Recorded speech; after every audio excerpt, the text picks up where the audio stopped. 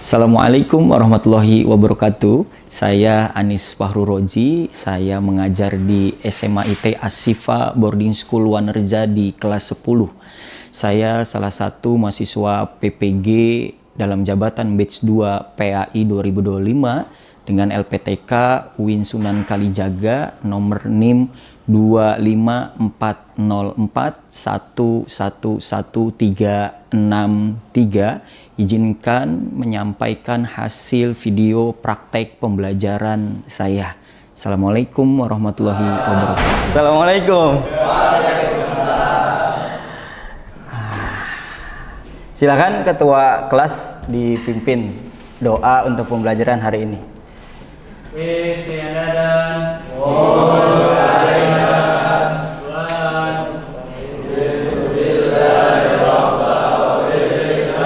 Santri-santri, santri-santri, senyum semangat. Senyum semangat, senyum semangat. Ustaz, Ustazah, Masya Allah, kayaknya sehat semua nih ya. Coba Ustadz sapa nih. Nafis sehat, Nafis? Oke, sebelum kita mulai aktivitas, izinkan Ustadz mengabsen kehadiran kalian ya. Kori, Cagar, alhamdulillah semuanya hadir ya. Alhamdulillah. Baik teman-teman, seperti biasa hari ini kita akan memulai pembelajaran PAI. Namun kali ini kita akan membahas tentang materi siro. Mohon disiapkan buku paketnya, alat tulisnya. Menindaklanjuti pertemuan yang lalu, kita masih membahas bab 3 Muhammad Prakenabian. Nah kali ini kita akan membahas yakni kelahiran dan peristiwa yang mengiringi lahirnya Nabi Muhammad SAW. Tentunya kalian udah nggak aneh lagi. Coba angkat tangan. Siapa yang tahu Nabi Muhammad itu lahir kapan? Ya, hari Senin. Aang? Masya Allah, tepuk tangan dong buat Aang. Keren. Nah kali ini teman-teman, izinkan Ustadz menyampaikan tujuan pembelajaran kita. Yang pertama, kita akan membahas dua pokok saja. Yang pertama itu peristiwa luar biasa menjelang kelahiran Nabi Muhammad. Yang kedua, menganalisis perbedaan pendapat di kalangan ulama berkenaan dengan perayaan Maulid Nabi. Setelah ini kita lanjut ya. Namun sebelum lanjut, izinkan Ustadz, paling tidak kita akan coba pretest ya. Kita lihat. Kita jawab aja bareng-bareng ya. Kita jawab bareng-bareng sama kalian. Satu. Oke, kira-kira yang mana? Apa yang kalian ketahui tentang peristiwa menjelang kelahiran Nabi Muhammad SAW? Semua jawaban? Oke, pede. Tapi harus cepat ini. 2. Siapa nama ibu kandung Nabi Muhammad? Oke. 3. Apa yang kalian ketahui tentang perbedaan pendapat ulama terkait perayaan Maulid Nabi? Yang mana kira-kira? Ini? Oke. Kita lihat. Oke, tepuk tangan buat kalian. Mohon disimak berkenaan dengan tayangan video. Ini beberapa peristiwa yang mengiringi kelahiran Nabi Muhammad SAW.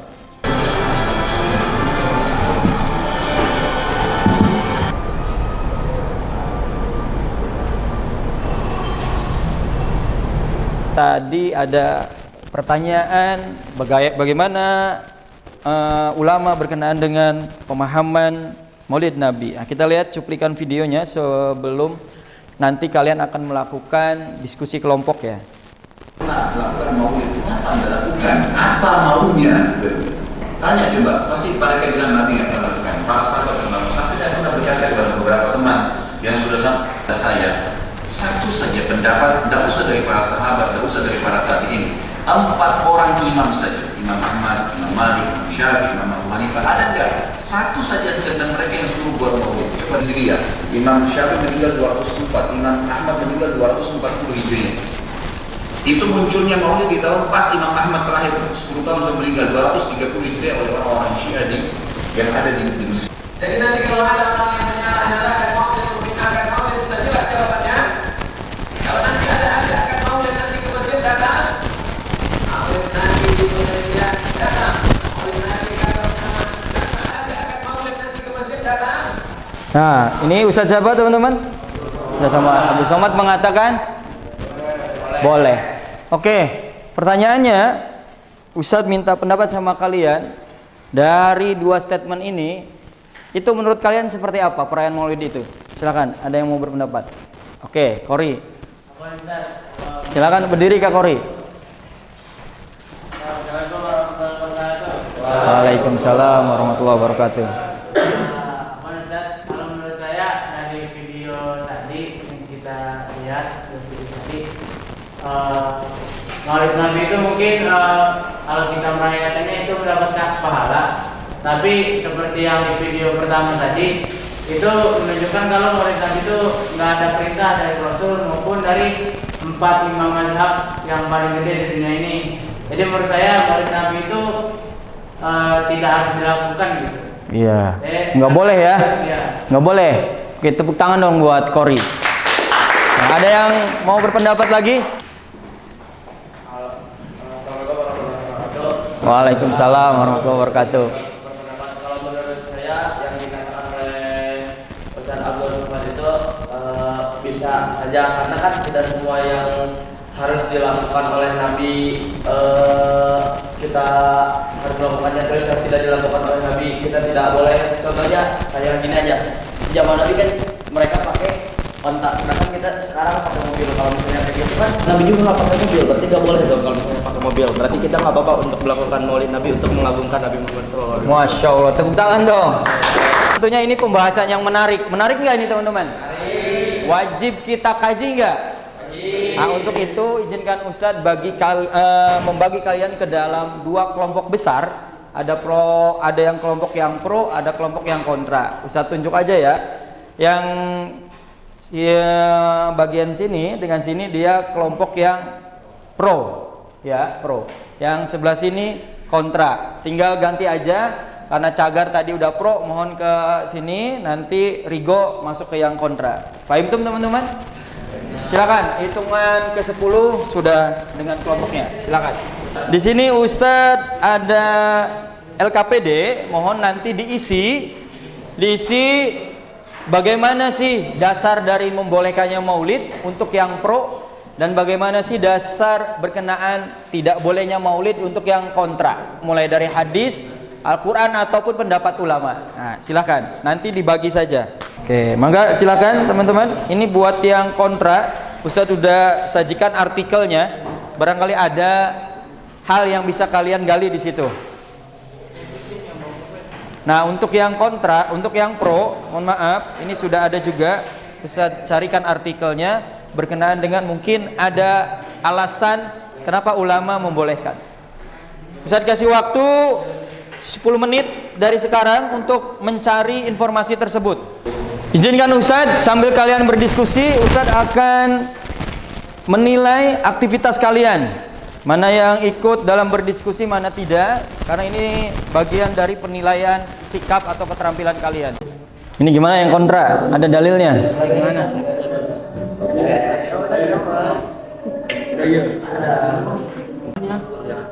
Yang dalil itu Yang membid'ahkan. Tahu kan hadis 5 yang dari Aisyah. Kalau yang antum mau searching berkenaan dalil Al-Qur'annya, boleh pakai laptop Ustadz sok. Sok searching. Dari yang kata Abu Somad enggak apa-apa kan? Nggak apa-apa. Kalau misalnya dirasa kurang nih sumber, nanti bisa bergantian searching. Berapa tuh saya maju? Kenapa? Mau 3 boleh. Yang pro udah selesai. Yang kontra udah. Oke, teman-teman silakan ditunjuk perwakilan untuk mempresentasikan hasil. Santri-santri. Santri-santri. Siapa dulu yang mau akan presentasi? Yang pro. Oke, silakan maju ke depan perwakilannya. Mohon disimak ya. Bismillahirrahmanirrahim. Assalamualaikum warahmatullahi wabarakatuh. Waalaikumsalam warahmatullahi wabarakatuh. Izinkan kami memaparkan hasil diskusi kami perihal kelompok pro, di mana kami mendukung dengan dilaksanakannya Maulid Nabi. Yang pertama dari pengumpulan informasi dari sumbernya, yang pertama dari Al-Quran, di mana pada Al-Quran surat Al-Ahzab ayat 56, di sini yang Arabnya dalam ayat Al-Qurannya, Innallaha malaikatahu yusholluna 'alan nabi ya ayyuhalladzina amanu shollu 'alaihi wa sallimu taslima. Yang artinya sungguhnya Allah dan para malaikat bersalawat atas nabi. Wahai orang-orang yang beriman, bersalawatlah kalian untuknya dan ucapkanlah salam sejahtera kepadanya. Jadi dalam Maulid Nabi itu kita pasti melaksanakan sholawat kepada Nabi. Nah, dalam Al-Quran disebutkan, dianjurkan, bahkan wahai orang-orang yang beriman, berarti yang tidak bersolawat atas Nabi itu digaris bawahi bukan orang yang beriman, bukan orang Islam. Maka jika garis bawahnya melarang Maulid Nabi, itu sama dengan mempersulit atau menyempitkan jalan kita tidak bersalawat selanjutnya kepada Nabi, walaupun bisa saja di luar Maulid Nabi. Namun Maulid Nabi itu salah satu jalan. Adapun pandangan penentang, sebuah kenyataan yang jelas bahwa Rasulullah Shallallahu Alaihi Wasallam dan Khulafaur Rasyidin radhiyallahu anhum, para tabiin tabiut tabiin serta 4 imam mazhab rahimahumullah selama hidupnya tidak pernah melaksanakan Maulid Nabi. Di era salafus salih, 3 qurun terbaik umat muslim, tidak pernah dilaksanakan peringatan Maulid Nabi. Jika mereka tidak melaksanakan Maulid Nabi, apakah generasi seterusnya seperti generasi kita dan orang-orang tua kita dulu melaksanakannya? Apakah mereka akan menjadi lebih baik dari 4 mazhab rahimahumullah? Ada lagi? Yang kedua, adanya peringatan dari Nabi agar umat Islam menjauhi bid'ah atau muhdatsatul umur, perkara yang diada-adakan. Dalam riwayat sahih Nabi SAW bersabda, iyyakum wal muhdatsat umuri fa inna kulli bid'ati dolalah. Yang artinya, dan hati-hatilah kalian akan setiap urusan yang diada-adakan, karena setiap urusan yang diada-adakan adalah bid'ah dan setiap bid'ah adalah sesat. Hadis riwayat Abu Daud dan At-Tirmizi dari Abu Najih Irad bin Syariah. Ya, sekian dari kami. Wassalamualaikum warahmatullahi wabarakatuh. Waalaikumsalam. Tepuk tangan dong. Kita langsung ulas saja ya. Santri-santri. Oke, ada yang bisa menyimpulkan? Bisa menyimpulkan nggak? Bagaimana sih Maulid Nabi itu dalam pandangan pro dan bagaimana Maulid Nabi dalam pandangan yang kontra? Titik temunya apa coba kira-kira? Silakan. Bulan.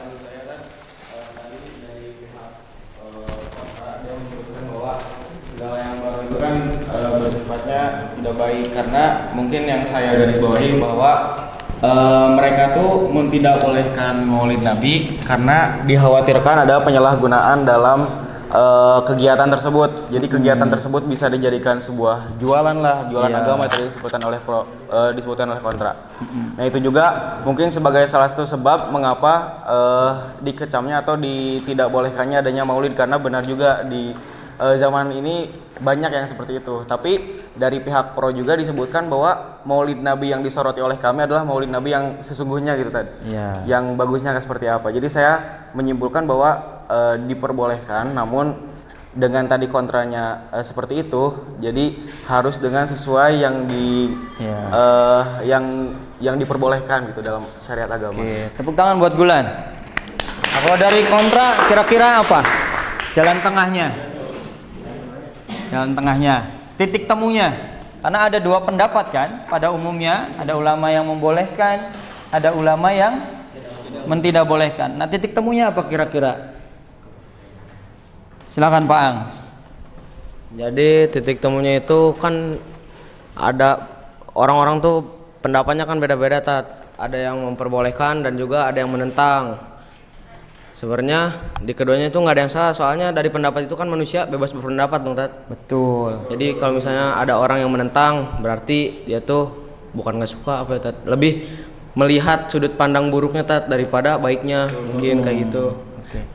Dengan pertengahannya itu, kalau misalnya ada hadis tentang bidah yang tadi Dan tadi juga ada pun sama hadis yang bid'ah apa tadi namanya? Bid'ah baik. Hasanah. Bid'ah hasanah itu kan kalau dilakukan akan mendapatkan pahala, Tat. Iya. Nah, jadi pertanyaannya itu kalau misalnya kita mempelajari suatu hadis seperti kayak ini, kita harus kayak mempelajari di dalam-dalamnya ini maknanya ada makna lebih nggak, Tat? Jadi kayak misalnya bid'ah tuh kan harus ada 2 jenis. Di sini nggak dijelasin bedanya apa aja. Sedangkan kalau kata Cagar tadi ada bid'ah bid'ah itu ada 2. Iya. Ada yang buruk dan ada yang baik.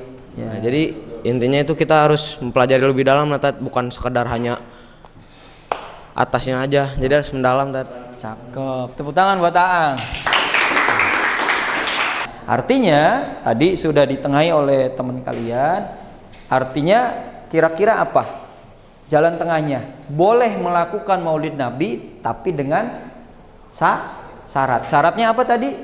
Tidak boleh berlebihan, ada celup tangan kayak gitu ya. Bahkan kalau yang viral itu ada yang sholawatan tapi malah joget, teman-teman ya. Tapi yang dimaksud dibolehkan di sini adalah perayaan Maulid Nabi yang sesungguhnya tidak berlebihan. Sepakat ya teman-teman ya?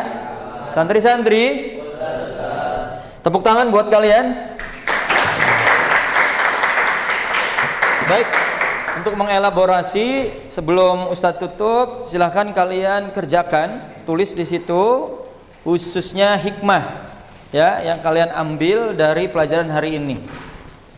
Hikmahnya. Silakan ditulis hikmahnya.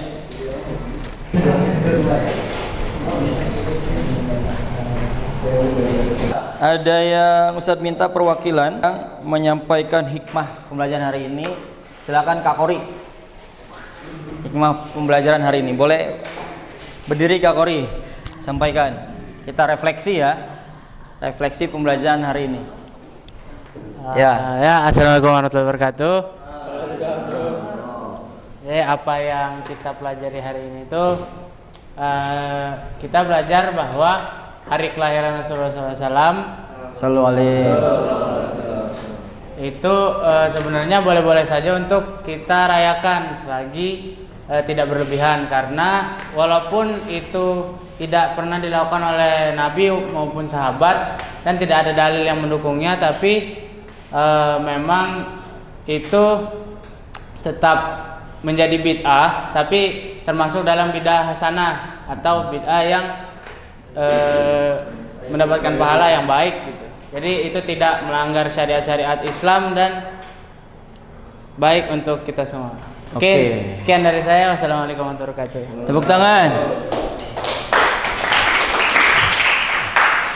Baik, kita cukupkan ya pembelajaran hari ini ya. Kalian sudah mengambil refleksi. Kira-kira pembelajaran hari ini menyenangkan apa tidak teman-teman? Masya Allah. Tepuk tangan dong buat kalian hari ini. Minggu depan kita akan coba membahas silsilah Nabi Muhammad SAW ya. Terus silsilah dari ayah dengan silsilah dari ibu. Jadi kita nanti akan membahas demikian. Nah itu saja teman-teman. Mudah-mudahan pembelajaran ini bermakna untuk kita ke depan. Kita tutup dengan baca hamdalah di semburan kafaratul majlis. Kurang lebihnya Ustadz mohon maaf. Assalamualaikum warahmatullahi wabarakatuh. Tetap semangat dan istiqomah. Tetap semangat dan istiqomah. Silakan boleh istirahat.